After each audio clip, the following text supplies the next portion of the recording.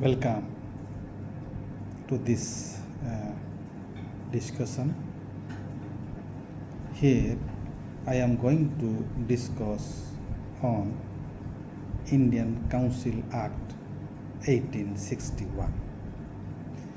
Dear friends, the Indian Council Act 1861 is one of the milestone in the history of constitutional development in India. Let us have a discussion in brief. The Indian Council Act 1861 was an act of the Parliament of the United Kingdom that transformed the Viceroy of India's Executive Council into a cabinet run on the portfolio system. This cabinet had 6 ordinary members who each took charge of a separate department in Calcutta's government. These are Home, Revenue, Military, Law, Finance, and after 1874, Public Works. The military commander-in-chief sat in with the council as an extraordinary member. The executive council was enlarged by addition of 5th member as jurist. The viceroy was allowed, under the provisions of the act, to overrule the council on affairs if he deemed it necessary, as was the case in 1879 during the tenure of Lord Lytton. The viceroy was allowed to use ordinances lasting 6 months if the legislative council is not in session in an emergency.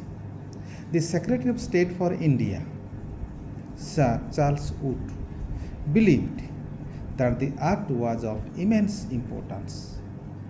This act is a great experiment.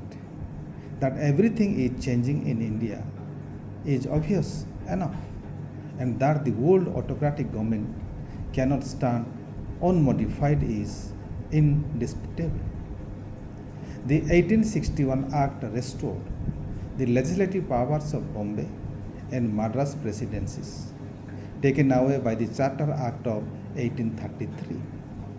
The Legislative Council at Calcutta was given extensive authority to pass laws for British India as a whole, but the legislative councils at Bombay and Madras were given the power to make laws for the peace and good government for only their respective presidencies. The Governor General was given the power to create new provinces for legislative purposes and could appoint lieutenant governors for the provinces. But however, from India's point of view, the act did little to improve the influence of Indians in the legislative council. The role of council was limited to advice, and no financial discussion could take place.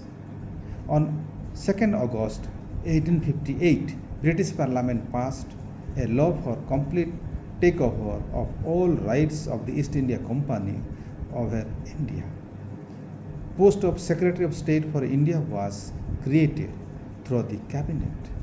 The Secretary of State for India was empowered about government and revenues of India.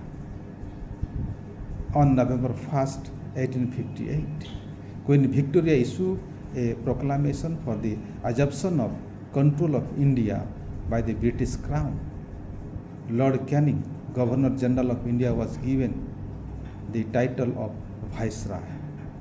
He continued in office, but not as the company's representative, but direct representative of British Crown. Moreover, armies of the company came under British control. Sir Syed Ahmad Khan had indicated in the causes of the Indian revolt several weaknesses of the government in the running of administration of the country. He advised the British government to include the Indian people in the administration of the country so that the people's mistrust and fear could be minimized.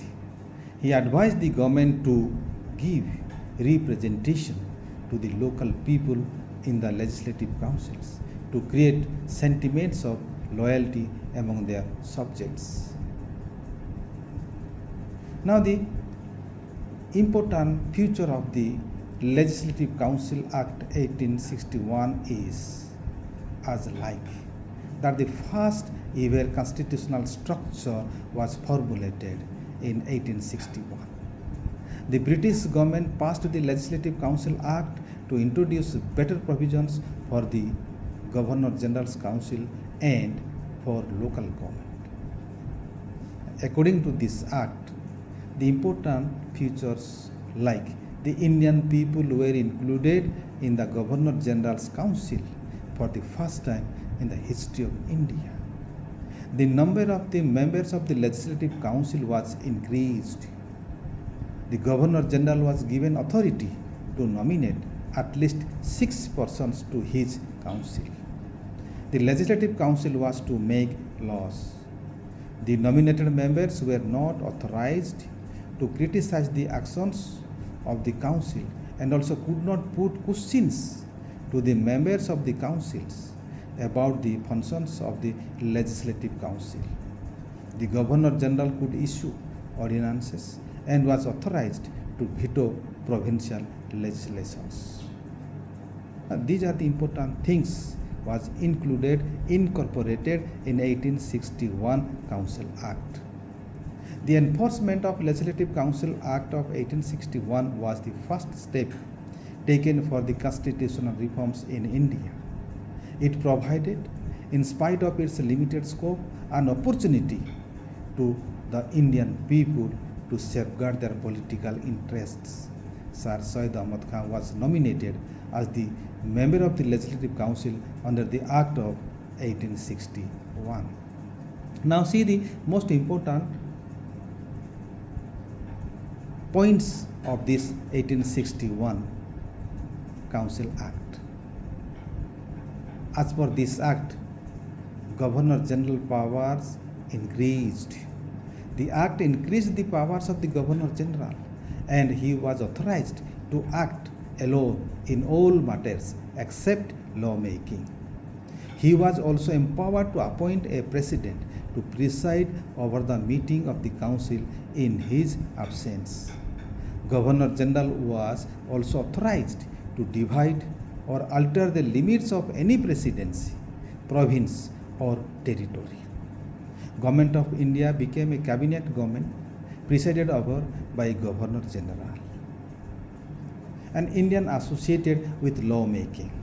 For the purposes of making law, the act empowered the Governor General to enlarge his council by adding not less than 5 and not more than 12 members.